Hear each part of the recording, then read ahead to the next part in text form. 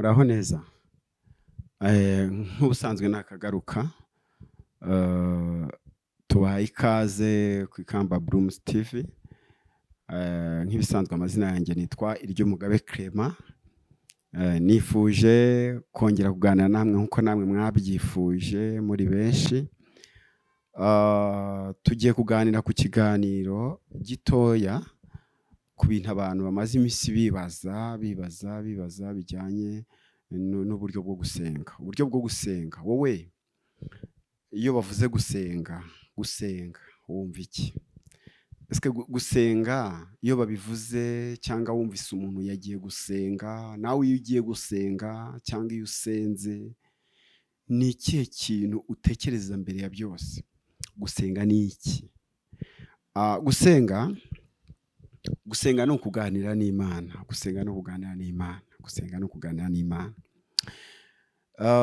Kandi gusenga ntabwo bigombera umwanya urenze ufite. Ikindi ntabwo bigombera ko gusenga ubikora kubera ko wagiye ukabitegera ngo nibwo uri busenga Imana ikumve. Ntabwo kuganira n'Imana ari uko wagiye mu cyumba cyiza kirimo amarangi meza ngo nibwo Imana iri bukumve kuko wasenganye nayo, waganire nayo mu mwanya mwiza. Ntabwo gusenga ari uko ujya mu butayu iminsi 5-6 ngo ni ukugira ngo Imana ikumve.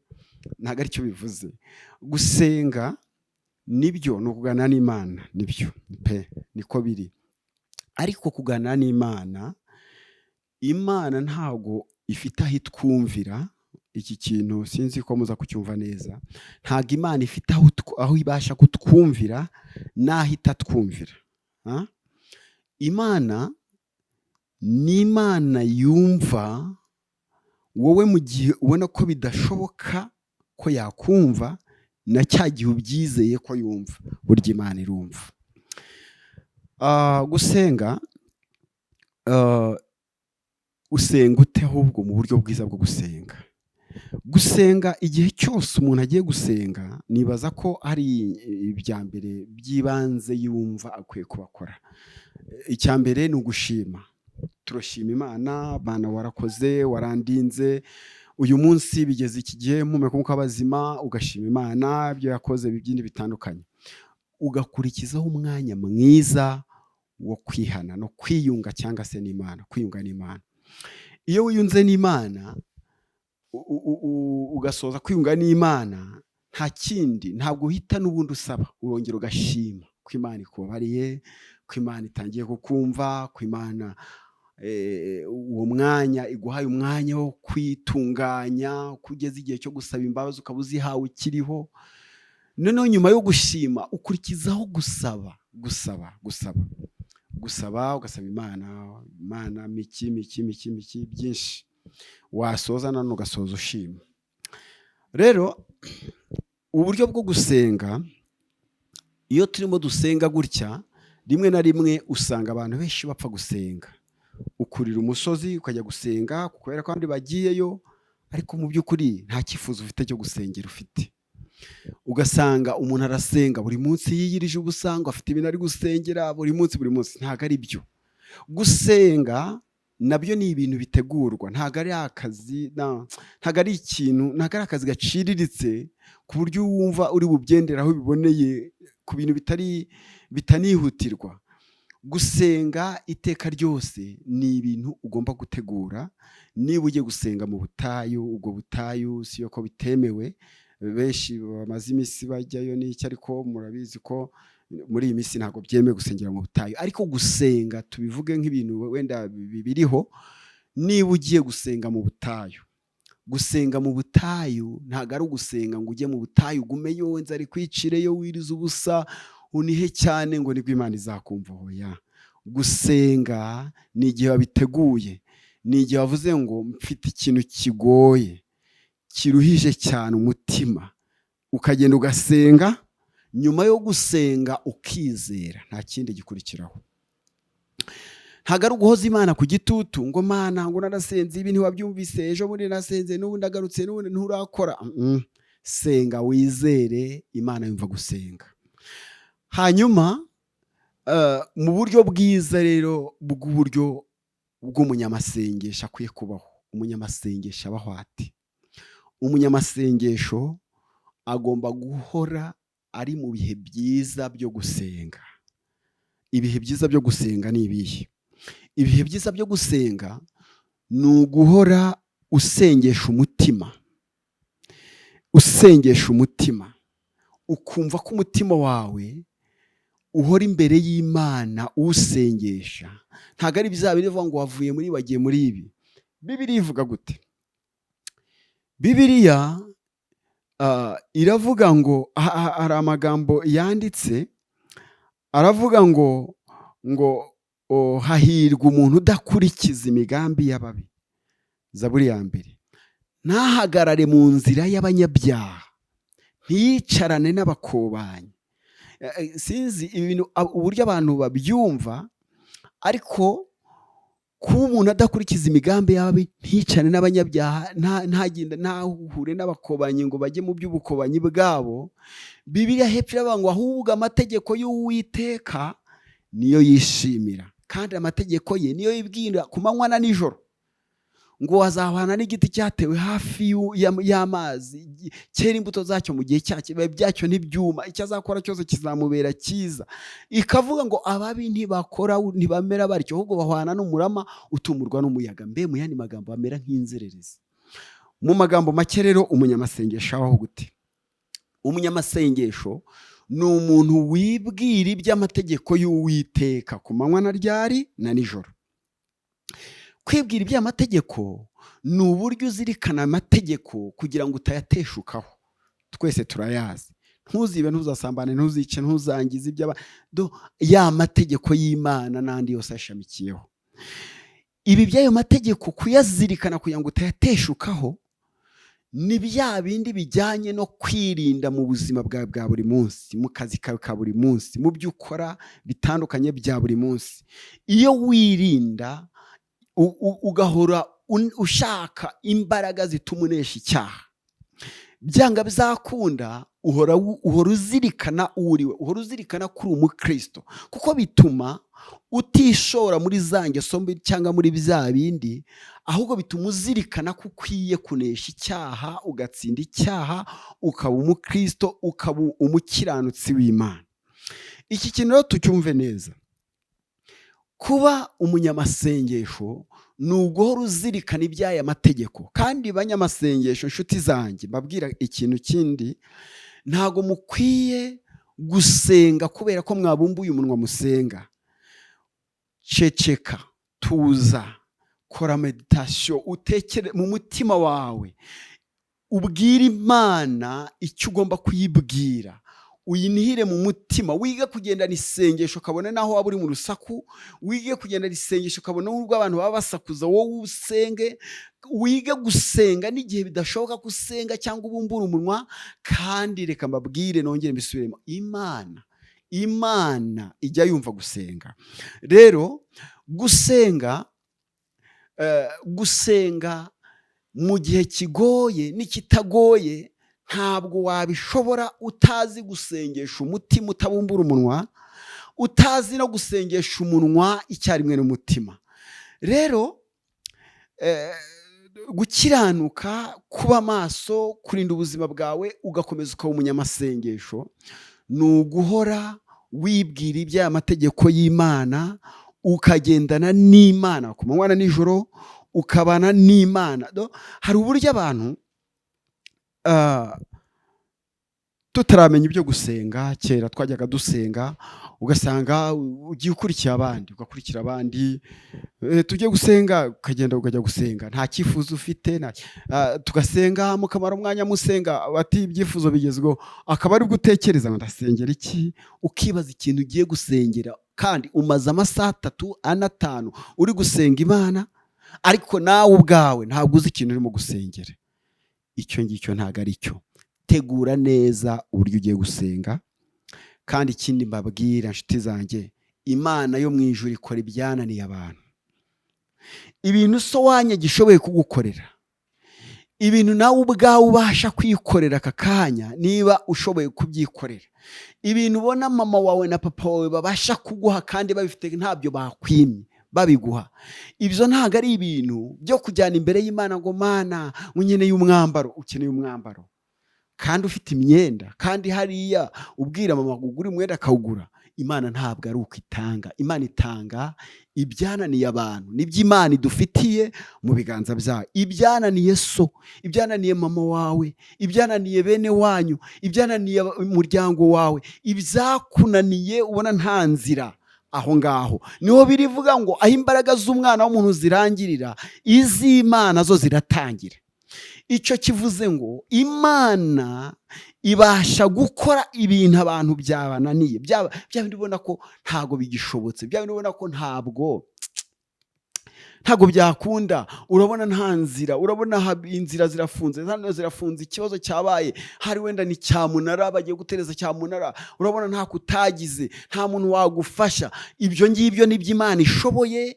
Imana igifata ibintu biri muri cyamunara, nta nzira zihari, yo igashyiraho inzira. Imana igifata uburwayi bwananiranye budashobora gukira, abaganga baragerageje, abadogiteri bakomeye baragerageje, waragiye mu Buhinde, waragiye n'ahandi hose kwivuza bikanga, Imana ifite inzira zo kugukiza mu buryo budasanzwe. Imana rero ikora ibyananiranye, ntabwo ikora iby'abana b'abantu bashoboye gukora. Kenshi njya mbona abantu benshi bagira imvugo ntajya nshima cyangwa mbona zitari nziza. Umuntu akagenda mu nzira, telefone yasa n'igiye kumucika ngo kwa Genera Yesu, ikintu runaka cyaba yasitara kwa Genera Yesu. Yesu ntahamagarwa mu tubazo tw'amafuti. Yesu ntahamagarwa mu gihe Marie Jose ivuye ku ibati ikikubita hasi. Yesu ntahamagarwa igihe umusore banyurwanye n'undi ngo abadayimoni baguteye. Yesu ntabwo ahamagarwa icyo gihe. Yesu ntahamagarwa mu gihe imbeba ije mu nzu ngo abadayimoni banteye, imbeba yaje. Ntabwo Yesu azi icyo gihe. Imbeba ushoboye kuyirukana, sohora imbeba, urebe ikibazo gikomeye, uhamagare Yesu aba aricyo azamo. Yesu igituma tumwemera nk'umugabo ukomeye ushobora gukora ibyananiye abantu, nuko tumuhamagara mu bihe bikomeye byatunaniye, byananiye imiryango, byananiye inshuti, byananiye abantu bose, mu gihe abantu badafite icyerekezo cy'icyo bagomba gukora. Imana yifite icyerekezo cy'icyo igomba gukora. Mu gihe abantu bahakanye umuntu ko ntacyo bafite cyo kumurengeza, nawe ubwawe wabona ukabona nibyo, ukabona nawe ubwawe nta buryo bwo kwirengera ufite. Yesu uyu nguyu, uyu mwami w'abami, Kristo wacu, afite icyo gukora. Nicyo gihe cyiza cyo gukoreramo kwe, kuko akora ibyo abantu bateye umugongo babona ko bananiwe. Akora hahandi abantu bacogoye batagifite imbaraga zo gukora, kuko icyubahiro cy'Uwiteka ntawe bazagisangira, nta nubwo azagiha undi, nta n'uwo bazakigabana. Icyubahiro cy'Imana kizahora ari icy'Imana uhereye mu itangira ukagera mu iherezo. Rero bakristo bavandimwe, cyane cyane banyamasengesho, mwebwe mukunda gusenga, mwe mukunda kubana n'Imana, mwebwe mukunda kurira no gutakambira Imana mukayinginga, mwebwe mukunda gufata umwanya wanyu mugasenga Imana. Gusenga k'umukiranutsi, Bibiliya yavuze ngo kugira umumaro rwose, ariko kukagira umumaro iyo asenganye umwete. Mu mwete rero harimo ibintu byinshi. Mu mwete harimo kuba ufite umutima ubonereye Imana, umutima utunganiye Imana. Umuririmbyi yavuze ngo tunganira Imana ubudasiba. Kuba ufite umutima utunganira Imana, ibyo biza mu mwete wo gusenga, ibyo biza mu mwete wo kubana n'Imana, ibyo biza mu mwete wo kuyisanga no kuyegera. Umwete urimo byinshi. Jya ubana n'abayo, ufashe indushyi, umutima w'ubugwa neza. Akenshi ujya utugora, abantu benshi bareka kugira neza kubera abantu bagiriye neza bakababaza. Ariko inshuti yanjye si byo. Umukristo mwiza, umunyamasengesho mwiza, n'igihe abantu babona ko bidashoboka ko agira neza, akomeza agira neza. Kuko igihe cyawe cyo guhura n'ibikubabaza mu murimo mwiza wakoze, nicyo gihe cyo gushyiramo imbaraga kugira ngo ubikore cyane ndetse neza kurushaho. Rero hari ubwo uzasanga rimwe na rimwe habayeho inkubiri z'ibintu bimwe. Muri iyi minsi hamaze ibisabwa ngo byagenze ngo gusenga insengero zituje ibisabwa barazagaritse, kandi izo bahagaritse nizo nyinshi. Ariko nibaza ngo umukristo, umunyamasengesho wakundaga gusenga, nicyo gihe cyo kureka gusenga kuko urusengero rumubaye kure, cyangwa nicyo gihe cyo gusenga cyane ahubwo kuko aho gusengera noneho mu buryo yashakaga hatabonetse? Reka nkubwire, Imana ntizakumvira mu makaro nk'uko mbikubwiye gusa, ntabwo izakumvira mu cyumba kimeze neza nk'uko twatangiye tubivuga. Imana no muri tuwarete wasenga Imana ikumva kandi igakora icyo igomba gukora. Ahantu hose bishoboka Imana upfa kuba wayisenganye umutima ujyanye n'uko ishaka, Imana ikora ibyo igomba gukora. Rero bakristo bavandimwe, igihe cyiza cyo gusenga, igihe cyiza cyo gukomeza kubana n'Imana, igihe cyiza cyo guhoza umutima ku Mana, igihe cyiza cyo gukomeza gukorana n'Imana, ni igihe cyo gukomeza kuzirikana amategeko n'amabwiriza by'Imana. Pawulo niyo mpamvu yavuze ngo ntago nyiri uwanjye ngo nigenge. Papa, mama, muvandimwe undeba, niba wumva ugifitemo akantu ko kwigenga muri ibi bintu bya Nyagasani, niba wumva ugifitemo ibintu byo kwigenga muri ibintu by'Imana, genzura neza umutima wawe, genzura neza, baza umutima ngo mbese hari ibyo ntanesheje bihora binesha, cyangwa hari ibyo ntatsinze bihora binsinda? Ese byose ndabitsinda? Baza umutima wawe, muri wowe uzi igisubizo. Umutima wawe uzi icyo ubura kuruta icyo utekereza ko ufite. Rero ibwira iby'aya mategeko. Hari kenshi usanga tugira amakosa. Abantu benshi ntabwo bazi gusengera ibyo kurya, ariko ni ngombwa. Sengera ibyo kurya. Gusengera ibyo kurya ntabwo ari ngombwa ngo wature Mana ibiryo ngiye ni byiza niba ubishoboye, niba ari umwanya mwiza wo kwatura ugasengera ibiryo. Ariko niba uwo mwanya udahari wo kwatura ibyo kurya ngo ubisengere, umutima wawe iniri isubiremo, uzamura imbere y'Imana bucece, ubwira Imana ngo Mana ngiye kurya ariko ibi biryo ubyeze ubitunganye. Ntabwo bigoye, ni umwanya muto. Imana ntabwo idusaba umwanya w'ikirenga tudafite. Imana iradusaba kwikorera no gukoresha umwanya wacu neza, tukabonamo umwanya wayo. Imana ntabwo ishaka umwanya wasagutse kuko dufite umwanya wo kuyiha, sibyo? Imana ntabwo ikeneye ko tuyishakira umwanya mu mwanya twabuze. Imana ifite umwanya mu buzima bwacu. Panga nk'uko upanga n'ibindi. Niba gusenga bije, senga, burya n'ubwo yakumva. Hamagara, hari uwakumva. Birashoboka ko igihe cyiza cyo gusenga wagitakaje. Birashoboka ko ujya usenga ukumva isengesho ryawe ntirigenda, ukumva ntabwo bifite icyerekezo, ukumva ikirere kirabuditse, wakwigenzura ukumva ntibirimo bikunda, nawe ntuzi impamvu. Ariko reka nkubwire impamvu ahiri. Baza umutima wawe, umutima wuzi impamvu. Mbere y'uko ubaza Imana icyabaye, banza wegere umutima ubaze icyabaye. Rero uburyo bwiza bwo gusenga ni uko bihera mu mutima wawe, ukabwira Imana ibisohoka mu mutima binakuzuye. Ntabwo ari kuko gusenga iyo habayemo kwishushanya no kubeshya, ntawe uba ubeshya, uba wibeshya. Uba umeze nk'umuntu wo kwicokurira icyobo kibi kizakurimbura. Ahubwo niba ushaka gusenga neza, wicira inzira uzamuka mu buryo bwiza ujya aho Imana ishaka. Subira mu mutima wawe, utekereze ko nta kintu, nta kizinga, nta mugayo Imana ikubonamo, nta rubanza ufite mu mutima. Imana iragukeneye, ikeneye kusenga mu gihe abantu bavuga ngo ntabwo byoroshye kusenga. Imana ikeneye kubana nayo mu gihe abantu barimo babona ko bigoye ko babana n'Imana. Imana ikeneye ko uyikorera mu gihe abantu babona ko kuyikorera byabaye ibyo gucibwa intege, babona ko bitagishobotse, babona ko kuyikorera bigoye. Imana aho ngaho ntigukeneye. Imana irashaka kubana nayo mu gihe abantu benshi basa n'abagaragaye n'aho bayivuyeho.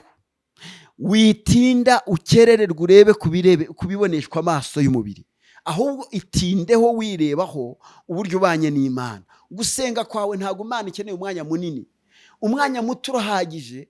Umwanya muto wawukoresha neza kandi ugasenga Imana ikumva. Sengesha umwuka wawe iteka, ugira uburyo bwo gusenga, winginga Imana, usenge mu buryo bukwiriye, utari mu migambi y'ababi, utifatanya n'abakobanyi, wishimira amategeko. Ba muri ubwo buzima, jya muri ubwo buzima. Gusenga ni ubuzima, jya muri iyo mibereho, ni imibereho. Hagarara aho ngaho, witandukanye n'ababi, witandukanye n'inkozi z'ibibi, witandukanye n'abanyamagambo, abanyamashyari, witandukanye n'abarozi, witandukanye n'abica, witandukanye n'abagambirira nabi, witandukanye n'ikibi cyose, ubundi wishimira amategeko y'Uwiteka. Imana ntabwo ikeneye undi mwanya urenze wowe. Imana ikeneye gukoresha ururimi rwawe cyangwa umutima wawe ukayibwira ngo Mana, nkeneye ibi, aha ntibigenda neza, aha bigenda neza, aha bimeze gutya. Kandi iyo wamenye gusenga muri ubwo, iyo witwaye gutyo,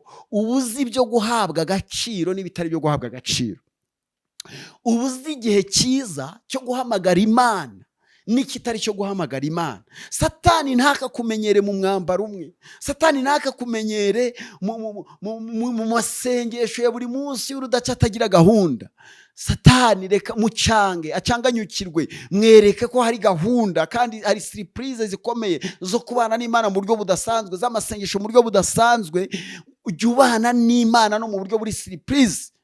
Umutima w'ibitekerezo uhita ubipanga gake wicecekeye. Reka nkubwire ikindi kintu, ntukihutire kugira ibyo uvuga, kuko ibyo uvuga byinshi Satani n'abadayimoni barabyumva. Hari intasi z'abadayimoni zikugenda iruhande, ariko iyo uvugiye mu mutima ukabitekereza mu mutima, biragoye kuba uri umukiranutsi Satani akareba mu mutima wawe. Ntibyoroshye, kuko umutima wacu nizo nsengero z'Uwiteka. Satani rero ntabwo atubera mu mitima. Imitima yacu itunze Imana, ikoreshwa n'Imana, iba mu Imana. Icyo gihe Satani biragoye ko azamenya ikiri mu mutima wawe.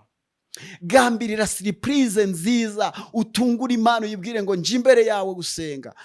Gerageza gutegura ibintu bizawe, utegure gusenga, uvuga uti iki kibazo cyaragoranye, kirayoberanye, cyarananiranye, ntako ntagize, ariko reka mpanga amasengesho yo gusengera iki kibazo. Ntabwo ari ngombwa kuhozaho uvuge ngo bana iki kibazo cyo jya usenga, ariko wongereho kwizera. Kwizera kuzaguha ibyiringiro, kandi Bibiliya ivuga ngo bene ibyo byiringiro amaherezo yabyo ntago bijya bikoza isoni. Rero gerageza gusenga gufite intego, gusenga kandi mu gihe cyiza cyo gusengeramo, kandi uhamagara Imana ubikunze, ubikuye ku mutima, uri no mu mwanya mwiza, mu mwanya mwiza wo gutegereza. Si umwanya w'ahantu uhagaze cyangwa umusozi uhagazemo, ahubwo ni umwanya wo kuba witandukanije n'inkozi z'ibibi, witandukanije n'abanyabyaha, witandukanije n'abakobanyi, ahubwo amategeko y'Uwiteka ariyo wishimira. Umwanya w'umunyamasengesho akwiye guhagararamo, ugahamagara Imana bitagutwaye kinini, bitakugoye, bitakuruhije. Ni umwanya mwiza uba ufite muto cyane, ukabwira Imana ngo Mana, uyu munsi bimenyekane ko ari wowe Mana kuri iki kibazo cyanjye. Muri uyu mwaka biragoye, ariko Mana, muri uyu mwaka kuri iki kibazo kinani kigoranye, kimaze imyaka myinshi, ndakwinginze nyakubahwa Uwiteka, bimenyekane muri uyu mwaka ukurikira cyangwa uyu dutangiye ko ari wowe Mana muri ibi bibazo. Icyubahiro cy'Imana iragikunda, kandi nawe nikubona mu byayo ize mu byawe. Umunyamasengesho mwiza, ariko umunyamasengesho ufite amasengesho afite intego, usengera ahantu ukwiye kuwusengera, uri ahantu ugomba kuba uri no mu gihe cya nyacyo. Icyo ni byo mbifurije banyamasengesho bene data. Nasoza mbabwira ngo igihe turimo ni igihe cyiza cyo gusenga, ni igihe cyiza cyo gusenga. ntabwo ari igihe cyo kubangamira abandi, ntabwo ari igihe cyo gusakuza kandi bitemewe gusakuza, ntabwo ari igihe cyo kujya mu butayu kandi bitemewe kujya mu butayu, ntabwo ari igihe cyo gufungura insengero nyinshi ngo uzijyemo cyangwa wirukanga mu byumba kandi atari igihe cyo kujyayo. Ariko ntabwo ibyo byose nubwo bizaba ntabwo bizakuyeho igihe cyiza cyo gusenga. Ahubwo ndashaka gutangariza aka gatangazo gato cyane. Iki ni cyo gihe cyiza kuri wowe w'umunyamasengesho, uzi imvugo y'Imana, uzi uko Imana ikora, uzi imbaraga z'Imana, wasobanukiwe Imana icyo ari cyo. Iki ni cyo gihe cyiza cyo kunoza neza imibanire yawe n'Imana, no gusenga kandi no kuganira nayo kenshi. Ukaganira nayo kenshi, Imana yagushaka ikakubona muri wa mwanya ukwiriye, ikakubona muri wa mwanya igushaka kukubonamo, ikabona urimo gukora kuko ibyo ishaka. Reka mbabwire, uri umunyamasengesho ariko uranacuruza. Ibyo bintu birahuye, bikomatanye, ariko Imana ikeneye ko uba umunyamasengesho n'igihe uri gucuruza. Imana ikeneye ko ikureba muri business urimo, yareba ikabibona umunyamasengesho ari gucuruza. Imana ikeneye kukubona uri gutwara imodoka, yareba ikabona umunyamasengesho ari gutwara imodoka. Imana igukeneye uri kubaka, uri umufundi cyangwa uri umuyede cyangwa uri ubaka amakaro cyangwa uri umuplomberi, umusuderi. Imana ikeneye kukubona mu by'ukora uri umunyamasengesho, yakwitegereza igasanga utabaye umusuderi ahubwo ukiri umunyamasengesho. Imana ikeneye kukubona udahindurwa n'ibihe, udahindurwa n'iminsi, udahindurwa n'ibizabaye, udahindurwa na byacitse. Ikeneye kukubona utanyeganyega, ufite isengesho rihamye kandi rikubaka rikagera ku Mana, ryakugeza rikakugumishayo ntugaruke, ukagomeza gusenga isengesho rituma uhora uri connecte n'Imana, uhora wowe n'Imana hari ukuntu mufitanye ikiganiro kidacika. Banyamasengesho bene data, ndabinginze, ni igihe cyiza cyo gusenga, ni igihe cyiza cyo kwinginga Imana, ni igihe cyiza cyo gusobanukirwa ni ibihe bintu nkwiye guhamagara mu Imana, ni ibihe bintu Imana ikwiye kuza, ni ubuhe butabazi nkeneye ku kintu runaka. Birababaje uri umunyamasengesho uyu munsi ukaba ukeneye imodoka kandi ufite indi, ariko ufite ikibazo cyo ukeneye imodoka, urujya gusenga Imana iguha imodoka, ufite indi. Icyo ni ikibazo wakemura, gurisha iyo ufite, ushaka amafaranga uyongeranye, ugura imodoka ushaka. Niba hari ibindi birenze ibyo byaraniranye, bari byo ubwira Imana, ariko ikibazo cy'imodoka Imana yaragikemuye. Ntago ari byiza kuri gusaba Imana ngo Mana ngo mfite intebe, ngo ariko ngo ndabona zishaje, ngo nshaka izindi, ngo mbabare mu intebe. Nta muntu uzaziguhera ubuntu. Fata intebe ufite, ushaka amafaranga make, ugurisha izo ufite, ugende uhaye intebe. Niba hari ikindi kibazo mu rugo cyananiranye gikomeye wowe utagifite, ubona ntacyo wakoraho, ubona nta n'inzira wacamo ngo ugikemure, icyo ni Imana ishoboye gukora. Hamagara Imana mu byayo, wihamagara mu byawe. Hamagara Imana mu kazi kayo, wiyibwira ngo ize kugukorera n'akazi kuko waba uri imburamukoro. Imana ikeneye kuza mu byananiranye, ibintu udashoboye, ibyo abantu badashoboye, ibyo ni byo Imana ishoboye. Banyamasengesho, duhindure uburyo bwo gusenga. Iki ni cyo gihe cyo gusenga kandi cyiza kitubereye kugira ngo dukore ibikwiriye, kuko iki gihe kirakwiriye kugira ngo tubikore. Tuba abanyamasengesho beza batabangamira sosiyete, batabangamira abantu, bubahiriza bagendera kandi ku mategeko y'igihugu, kandi bagakora n'iby'Imana ishaka bigakunda. Ntabwo bisobanura ko kwica amategeko y'igihugu ari bwo bikugira umukiranutsi, ubaye ukiranirwa kuko wisha amategeko y'igihugu. Rero igihe cyose uzaba ufite kubahiriza amategeko n'amabwiriza ariko ukabishyiramo gukiranuka, ugashyiramo umwete wo kuba ugomba ukaba umunyamasengesho udahindurwa n'ibihe, ukaba umunyamasengesho udahindurwa na bizinesi, ukaba umunyamasengesho udahindurwa n'urwo rwiza ugezemo wicayemo, warugeramo ukibagirwa gusenga, ukaba umunyamasengesho udahindurwa n'akazi keza wicayemo ubonye ejo bundi. ukaba umunyamasengesho udahindurwa n'imodoka nziza Imana yaguhaye, ukaba umunyamasengesho udahindurwa n'amafaranga wakiriye muri iyi minsi ubonye, ukaba umunyamasengesho udahindurwa n'ubukire cyangwa ubutunzi Imana iguhaye. Uwo niwe munyamasengesho Imana ikereye gusenga mu bibazo, n'igihe ibibazo birangiye ugakomeza ukaba umunyamasengesho ukwiriye. Murakoze cyane. Ubanye natwe muri uyu munsi wose, utugiriye ubuntu kandi imbabazi zawe n'urukundo rwawe baye kuri twe. Intege badacogoye, urakoze Mwami Kristo kubyumvise kandi witeguye kubana natwe muri byose mu izina rya Yesu. Amen.